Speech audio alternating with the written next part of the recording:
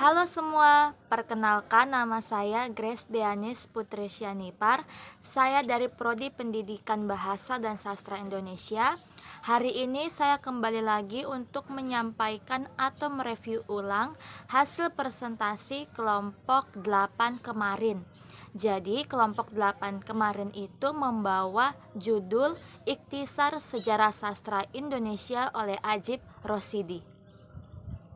Untuk materi yang pertama adalah latar belakang sejarah sastra. Sastra pada dasarnya merupakan ciptaan sebuah kreasi, bukan semata-mata sebuah imitasi. Karya sastra sebagai bentuk dan hasil sebuah pekerjaan kreatif yang pada hakikatnya adalah suatu media yang mendayagunakan bahasa untuk mengungkapkan tentang kehidupan manusia. Sejarah dan sastra berbeda dalam struktur dan substansi. Sastra adalah subjektifikasi kehidupan dan acuannya adalah keabadian. Sedangkan sejarah sebagai ilmu hidup di tengah dunia realitas. Pekerjaannya ialah merekonstruksikan realitas itu. Di Indonesia, sejarah dan sastra menjadi satu dalam mitos sampai awal abad ke-20. Sekalipun keduanya merekam realitas, tetapi sejarah merupakan ilmu dan sastra adalah imajinasi. Materi yang kedua adalah tentang H.B. Jahsin dan penelaahan sastra Indonesia. Pengajaran tentang sastra biasanya bersumber dari pengetahuan tentang sastra. Pengetahuan tentang sastra atau yang dikenal sebagai literary studies dan oleh para ahli dibagi menjadi 3 cabang, yaitu teori sastra, sejarah sastra, dan kritik sastra. Jumlah penelaah sastra Indonesia sampai sekarang relatif belum banyak.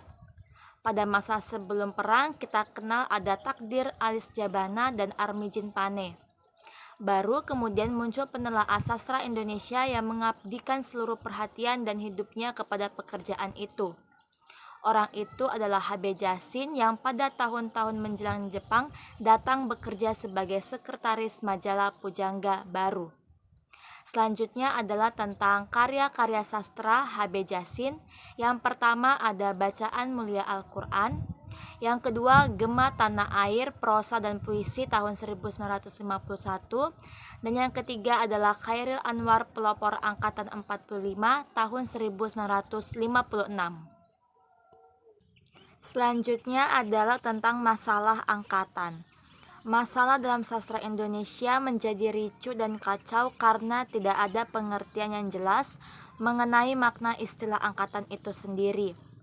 Para penelaah sastra cenderung untuk menghubungkan istilah angkatan dengan pembabakan waktu dalam sejarah sastra. Masalah angkatan itu sudah timbul pada masalah sebelum perang ketika Sultan Takdir Alis Jabana dan kawan-kawannya dari lingkungan Pujangga Baru membuat perhubungan dengan para pengarang lama. Para pengarang yang muncul sehabis perang itu sesungguhnya hanyalah lanjutan belaka dari para pengarang Pujangga Baru.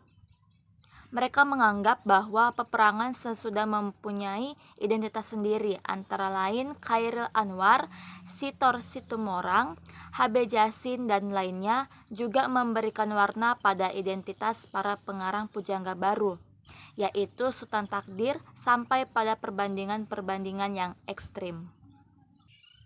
Selanjutnya adalah materi tentang hadiah-hadiah sastra. Di Indonesia, hadiah-hadiah sastra selain diberikan sebagai penghargaan atas karya seorang sastrawan, di sini juga bersifat perangsang, terutama untuk menumbuhkan minat terhadap sastra yang penerbitan dan penyebarannya masih sangat terbatas. Hadiah-hadiah itu ada yang resmi diberikan oleh pemerintah Republik Indonesia.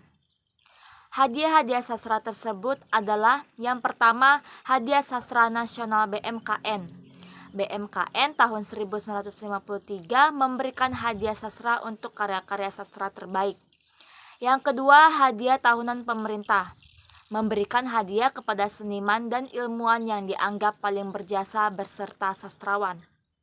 Yang ketiga, hadiah sastra Yamin. Yayasan Yamin pada tahun 1964 memberikan hadiah kepada kegiatan-kegiatan manusia yang dianggap paling berhasil dalam tahun 1953. Yang keempat, majalah-majalah. Majalah-majalah kesusastraan biasanya juga memberikan hadiah tahunan buat karangan-karangan terbaik yang dimuat di dalamnya. Itu saja yang bisa saya sampaikan untuk materi hari ini. Semoga bermanfaat bagi kalian semua. Terima kasih dan sampai jumpa.